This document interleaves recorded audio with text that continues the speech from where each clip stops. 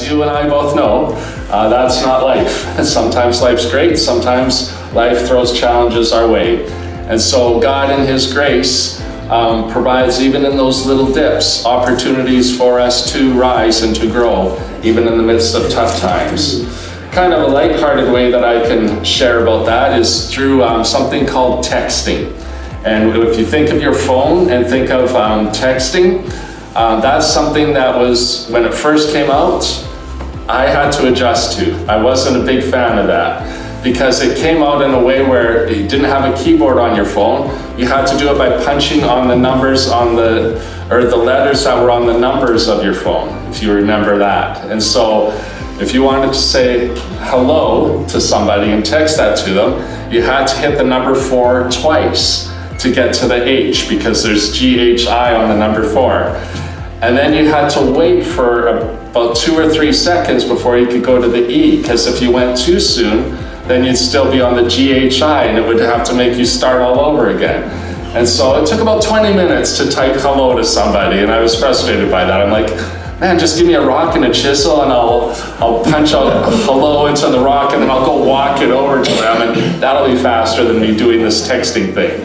So, texting to me was a frustration, didn't make a lot of sense. I pushed back against the whole idea of that use of technology.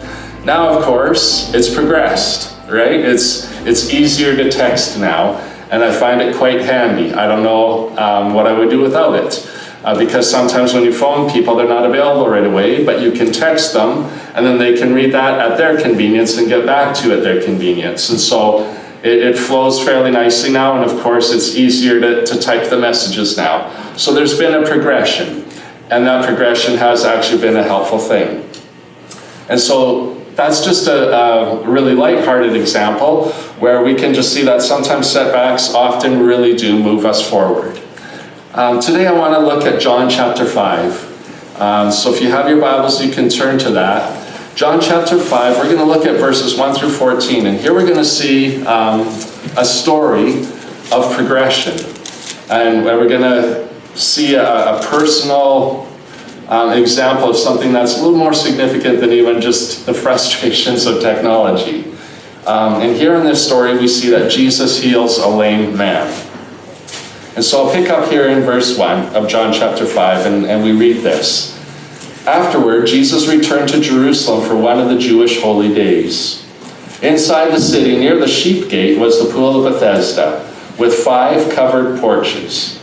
Crowds of sick people, blind, lame, or paralyzed, lay on the porches. Okay, so there's 5 of them covered, and there's crowds in each of those 5 covered porches. Okay, so we're finding in this passage there are a lot of people who are sick and in need of help. And then it continues on, waiting for a certain movement of the water, for an angel of the Lord to come from time to time and stir that water up. The first person to step in after the water was stirred was healed of whatever disease he had. One of the men lying there had been sick for 38 years. Okay, so when I think about that, I'm sick of being sick for 38 hours, right? I'm if it's even just something as simple as a cold, I'm over that. I want to be healed after 38 hours. I'm hoping it's just a 24-hour flu bug. If it goes longer, that's a real inconvenience, right? But when it's something that's significant, like way beyond a health issue like a cold, and we see that here as an example through this lame man, and for that to be something of that particular condition for 38 years, I can't process that. I've never been in that situation. I've never been that sick for that long. So that's the condition of this man. When Jesus saw him, pick up in verse 6, he knew this. He knew that he had been ill for a long time. And Jesus asked him, "Would you like to get well?" And when you think of it in that context, it's truly a rhetorical question, isn't it? Like, it's, in a sense, it's a silly question. Well, Jesus, of course I want to get well, right? That's the obvious answer. And yet this man didn't even say yes or no. He didn't even answer the question. He just knew in the back of his mind, well, yeah, I do. This man's asking it, but obviously he knows I want to do well. I'm here. Like I'm under this covered pool covered porch by the pool of Bethesda. That's why I'm hanging out. And so he just jumps to not even a yes or no, but he goes into the explanation of it. And he says, "I can't, sir," the sick man said. And he calls Jesus sir. When we find this as the passage goes on, he didn't know Jesus personally. He didn't know who he was talking to or encountering right now. He thought it was just a guy coming and making conversation. And so he's explaining the situation to Jesus. "I can't, sir, for I have no one to put me into the pool when the water bubbles up. Someone else always gets there ahead of me." Okay, and so he's just sharing his frustration, right? It's like, so the pool bubbles up, first one in wins, and I can't move. So that's working against me. I can't get in the water. And so then Jesus doesn't try to problem solve or say, well, here's how we can negotiate that or navigate it. Here's how I can get you in the water quicker. He bypasses all of that and just heals them. Jesus in verse 8 says this, "Stand up, pick up your mat, and walk." And instantly the man was healed. He rolled up his sleeping mat and began walking. But this miracle happened on the Sabbath. So the Jewish leaders objected. And they said to the man who was cured, "You can't work on the Sabbath. The law doesn't allow you to carry your sleeping mat." And I just come across that, and it's just staggering for me, right? Like, that just hits so rudely, to say it nicely. Here's this guy who's just been healed after 38 years of physical deformity, and these guys are going after him and hassling him because he's carrying a mat on a Sunday. And so it's a good reminder for me as a religious person, right? I fall under that category. I'm a Christ follower. Just not to be that calloused or insensitive to something good that happens in someone's life by worrying a little bit more about rules and regulations than my relationship with them. And so that's just a good reminder for all of us. It sounds ridiculous that this was where the Pharisees were at, but that's what we find in this passage of Scripture. And here too, that man didn't fight back or push back. He was pretty happy. He'd just been healed, and he just replies in verse 11, "The man who healed me told me, pick up your mat and walk." Like he went to that.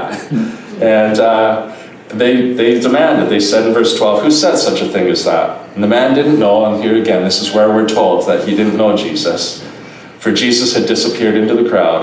But afterward, Jesus found him in the temple and told him, and this is the punchline, verse 14, "Now you are well, so stop sinning, or something even worse may happen to you."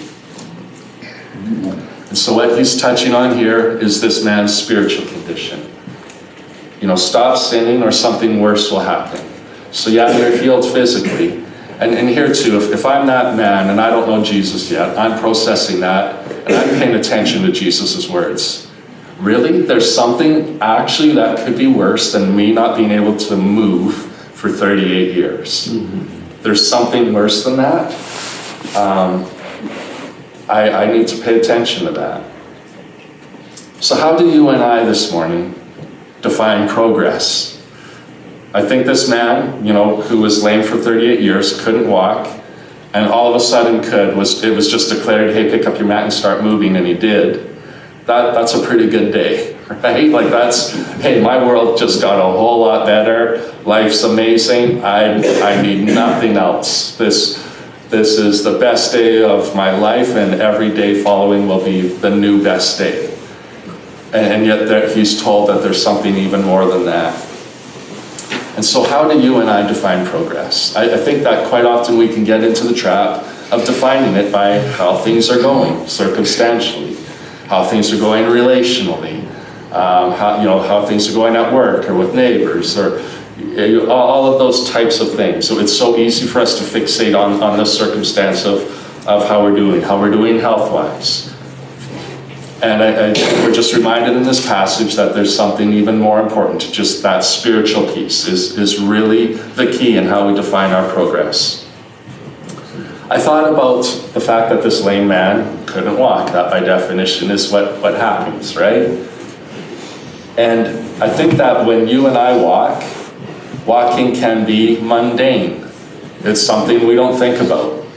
I don't necessarily think about breathing, right? I don't think about inhaling and exhaling or concentrate on having to do that so that I still live. It just happens. And it becomes routine. It just becomes something that naturally happens and we don't think about it.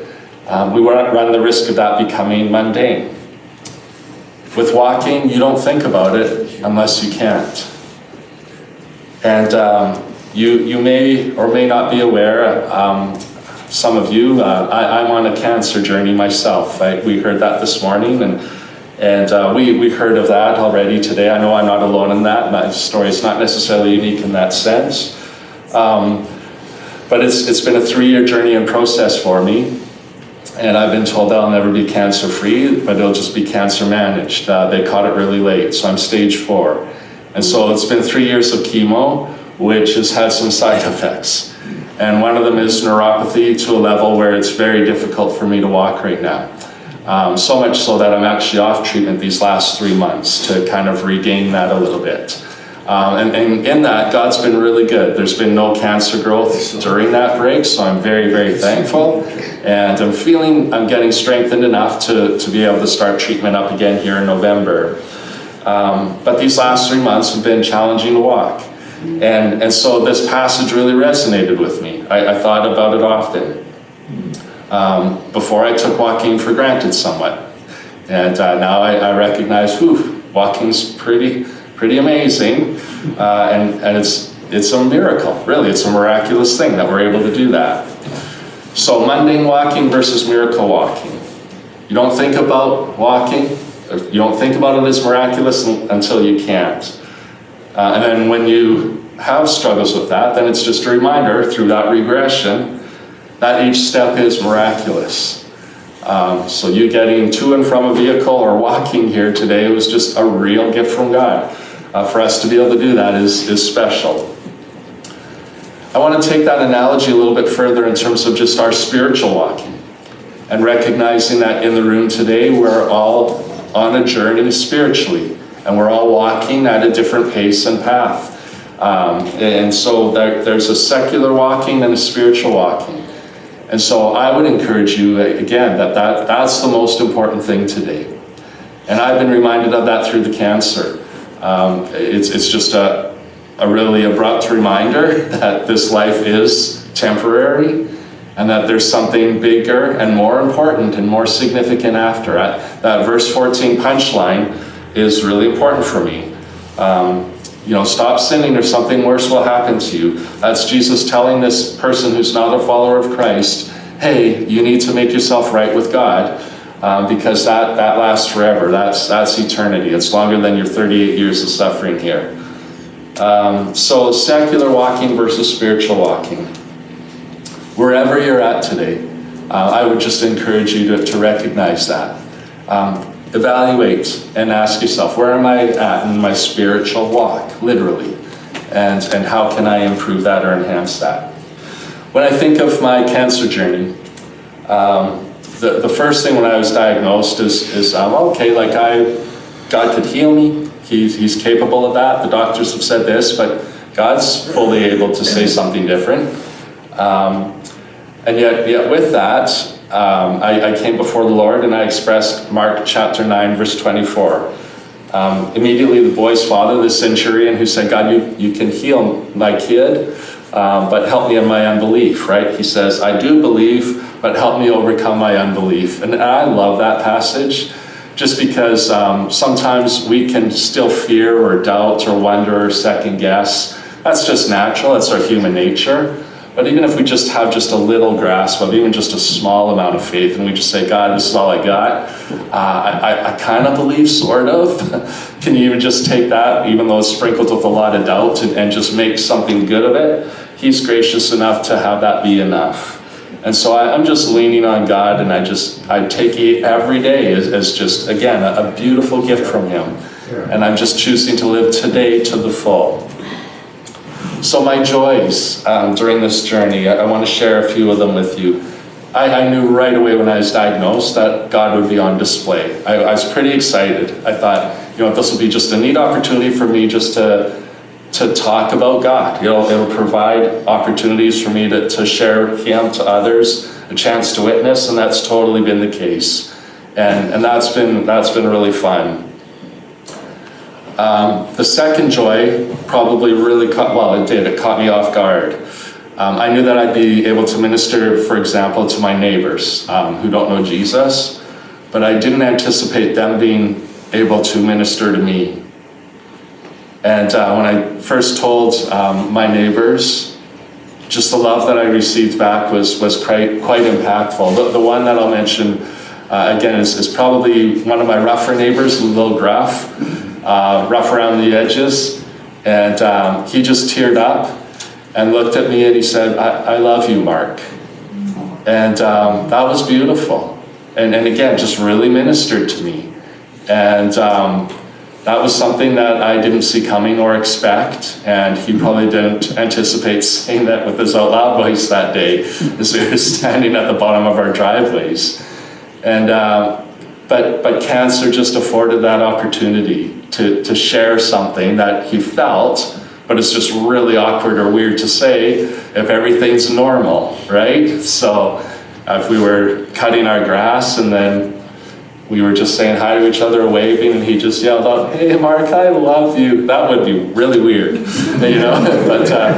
But cancer, just sharing that, just allowed him to reveal his heart a little bit more as I poured out my heart to him. And I share that story and that joyful experience just to encourage you today. Because what dawned on me is that you and I are making more of an impact than we probably realize. I mean, I knew that my neighbor liked me, we had a good relationship, but I didn't know that he liked me on a level where he would feel comfortable enough to tear up and say, "Mark, I love you." That's not common for a non-Christian to say that to a Christian. They usually keep us at a distance, right? That can even be something that's not comfortable for Christian brothers to say to one another. Another thing that really stood out for me, and this even predated the cancer, and you'll know this to be true, when you're talking to non-Christians and they find out you're a Christian, well then no one's a non-believer when you talk to them, right?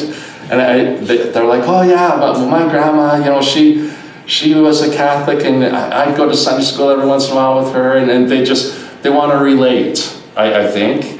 And it's a sign of respect. They just want to say, "Oh yeah, I'm a Christian too," and you're, in your head you're saying, no, you're not, and that's okay, but because they're not, but they're, again, just trying to relate or be helpful or make it a little bit less awkward. And another thing I think that they're doing in that is that they're putting out feelers. They express, I do this, or I help out every once in a while, or they give their background. They talk a little bit about how, they think that it's really important to be a decent person.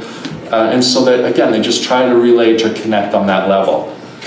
But if you were to ever push that conversation a little bit further and just say, well, okay, so what about this whole idea of lordship?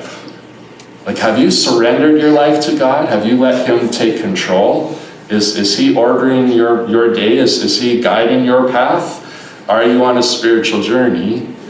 Then that conversation goes a little bit differently. I would just encourage you, continue to build relationships and get to a stage where you can kind of get to that level, beneath the surface a little bit, and speak to unsaved friends or family on that level. Another joy, third one was this. When we get to heaven, I'm going to track God down, He'll just be really easy to see, I'm sure. He'll be everywhere there. And we'll laugh, and he'll look at me, and I'm convinced it's one of the first things He'll tell me, because He'll know it's one of the first things I'm wondering about. I'm going to just say, okay, God, just show me, how much longer was I on planet Earth because of the prayers of others? And I'm sure He's just going to reveal that to me. It's been very humbling, just to hear of stories and to hear the stories and the people of who they're coming from, who have been lifting me up in prayer. And I know I know that I'm doing better than I should be. There is no human explanation for me to actually literally be standing here today in Westlock. This should not be happening. But God is answering prayers. And so for those of you who have been praying, thank you so much. And I just know God's going to say, yeah, like you did as well as you did because of the prayers of the saints. I want to circle back to that whole idea of walking, a mundane walking versus miraculous walking, our spiritual walk. And the third element of that miracle concept I want to talk about is this. I want us to look at even just us sitting in this room right now, in this sanctuary, this holy place. This Sunday morning could just be seen as October 29, 2023, just a mundane Sunday, or today could be seen as a miracle Sunday. And so again, my encouragement would be that we just lean towards today being a miracle Sunday. It really is. Today is miraculous. It is a gift from God that we have the privilege to gather together and worship Him and hear from Him and learn from Him.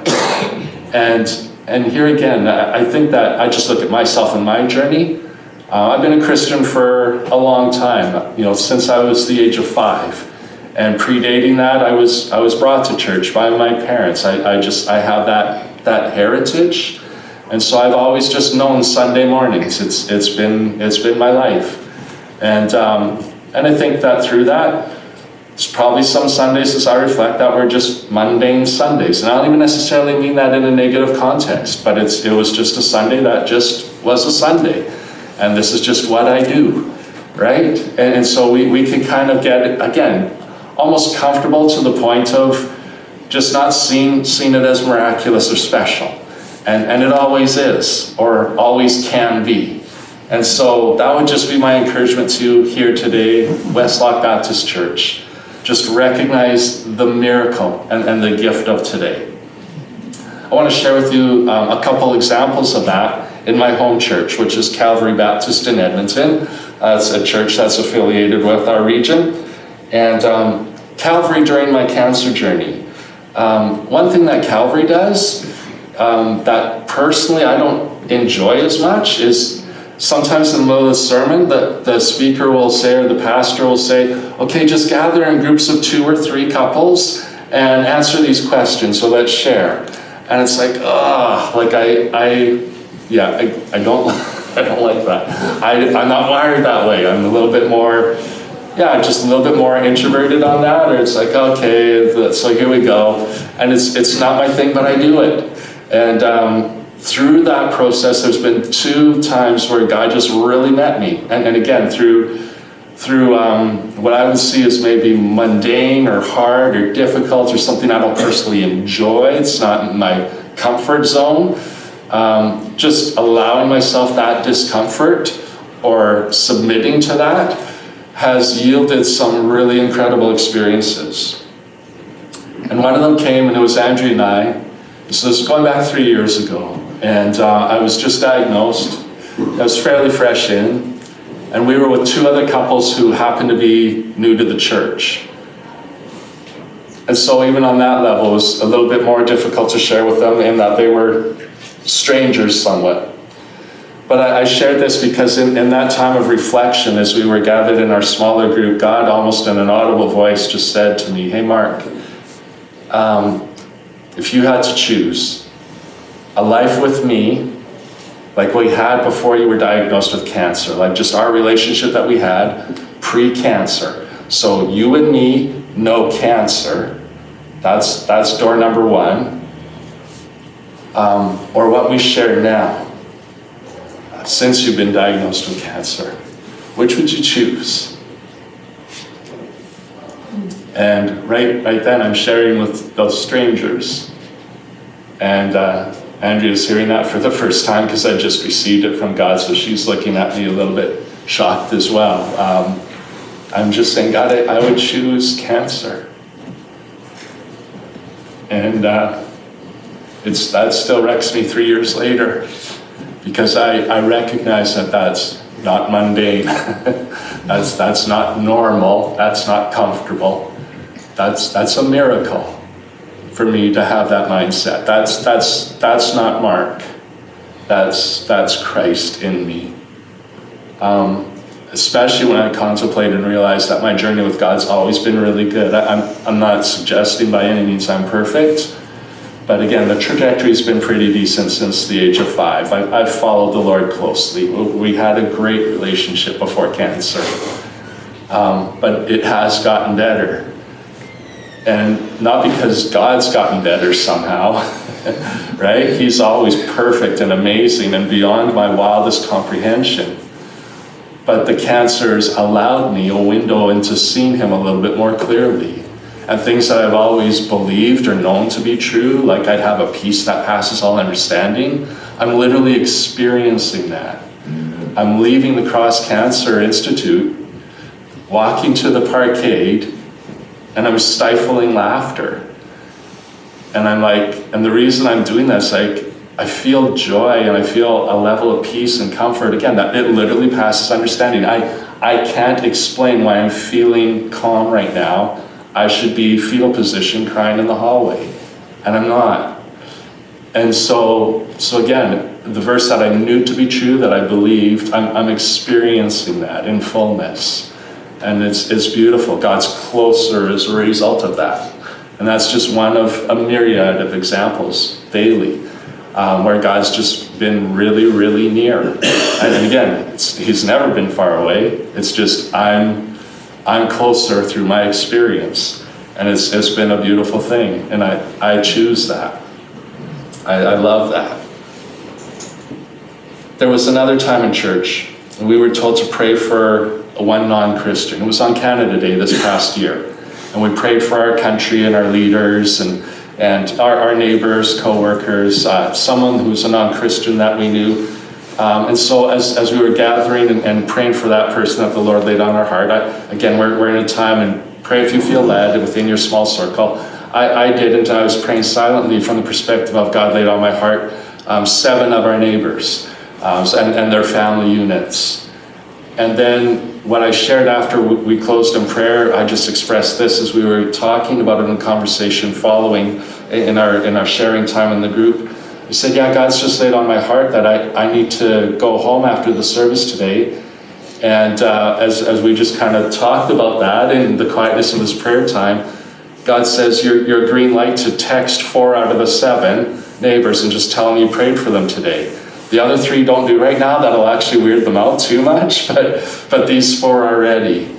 And so I did, and I texted them, and I didn't say, hey, we were told to pray for non-Christians, so you're a pagan on my list, right? Like I didn't package it like that. But I just said, we were given the opportunity today to pray for those that the Lord placed on our hearts, and you came to mind as neighbors, and I prayed for you today in church. As we prayed for our nation and those that we know, and Happy Canada Day.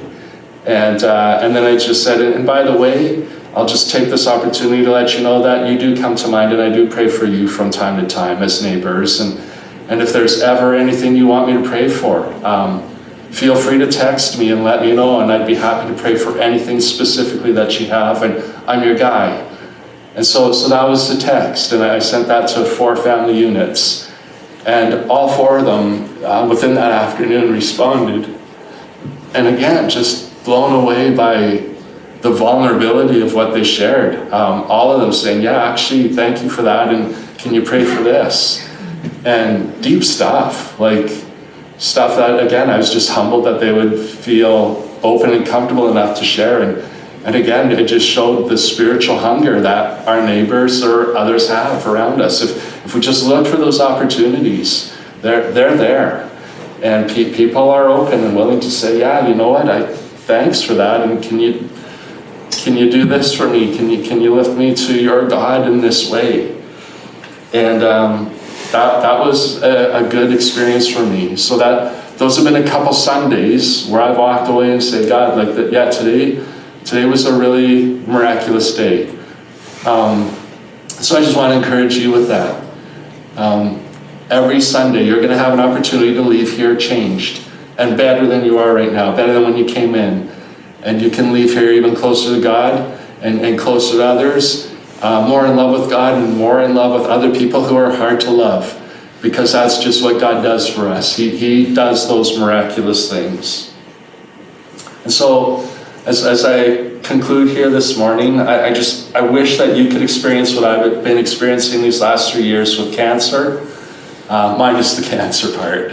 And so that's just been my attempt here this morning in pouring out to you a little bit about my story. Again, please don't hear that in the context of it's somehow about me, but I just share it to just kind of let you know that the passage of this lame man in John chapter 5 just really came to life for me, and it's very relatable for us, because there are times where life seems mundane, where our circumstance feels like we are motionless, where it feels like it's been a grind, and maybe there's some of you in the room here today, and it has been 38 years of something that's just really, really brought you down.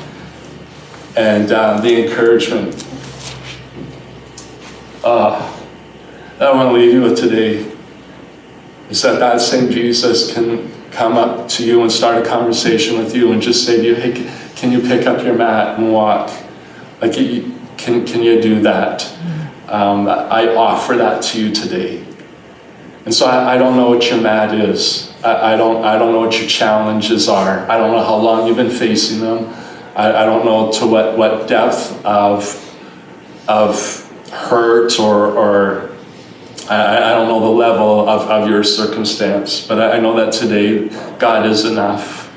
I never thought I would be here, stage 4 for 3 years and doing as well as I have been. And again, like I'm here and I'm picking up my mat. I picked up my mat today. I came here because God just allowed me to do that. And so I'm begging God. I'm like, God, can you give me 38 years? Like, I'll stay lame like this for 38 years and bring you glory this way. Or if you want to heal me right away, that would be great too. Or here as well, to live as Christ and to die as gain. If today is my last day of living to the full on this side, that's awesome. That's fine. It's God's and He knows. And so I'm able to rest in that. And so with that, I leave you Psalm chapter 90, verse 12. So teach us to number our days, that we may apply our hearts unto wisdom. So 3 things by way of conclusion this morning. Is life currently normal or good for you? Don't be complacent or allow that to be mundane. Sometimes when we're comfortable, we can just feel, we can just coast a little bit. And I would just encourage you to look to live miraculously. The second thing that I'll just say by way of application, maybe you're here today and you're saying life is currently horrific or bad, and you feel that mundane would be a significant upgrade. You're like, oh man, I wish God would give me mundane and boring. My life is way too exciting in a bad way. And here again, I just encourage you and let you know that miraculous is still an option. We serve that kind of a God. And He can allow you to pick up your mat. He might be saying to you today, would you like to get well? And the answer is yes. You could explain to Him your circumstance. He knows it, and He still offers that miracle to you. And the final thing is this, and again, this is the most important thing. And I circle back to that verse 14 concept. If life is currently good or bad, it's just life. In verse 14, afterward, Jesus found him in the temple and told him, now you are well, so stop sinning or something even worse may happen to you. And so it's just life. It's temporal, and it's going away. But there is something of way more value than this life, and it's eternity with the God who loves us and created us. And so here again, we're on different levels of spiritual journeys. And if you're here in the room today and you don't know God personally, if you're like this lame man who was sitting by the pool of Bethesda, and this is the first time that Jesus, in a sense, today is having a conversation with you, and you don't know Him yet, He's still a stranger, there is something important that He offers to you. And I would encourage you, again, it's the most important thing. Make sure that you are in relationship with him. Offer yourself to him. Give him your life. Give him lordship. I know that my cancer journey is way less devastating because I know what happens after this. And I'm resting in that. And it gives me a peace that I shouldn't have. And life's absolutely amazing. And again, I wouldn't trade it. I would still take cancer with God than a life even still with him, but was reduced. I'm just like, whatever, God, my life is yours. Do with me what you want. And I'm resting in that. And so that's offered to you. It doesn't matter how bad things will ever be here on earth. With God in your life, you can handle it. I can't handle it. Mark can't do this on his own. But with God, everything's possible. And he can see you through. And so I would encourage you, if you don't know God, chase down someone here in the room or a friend who you know does have a relationship with Jesus and talk to them about what that means. And just ask them, what does it mean to pick up my mat spiritually? I think I'm interested in looking into that. That would be the best thing you could ever do. So bow with me in a word of prayer, and we'll just offer ourselves to God in that way. Father, I thank you. And if we're here in the room today and life's good, that's great. That's amazing. Thank you for that. And Lord, in that, I just pray that it won't be something that has us comfortable to a level where our spiritual life or journey is mundane or a bit of an afterthought from day to day. Just keep us sharp and recognizing that we just need to pursue the miraculous in every single day.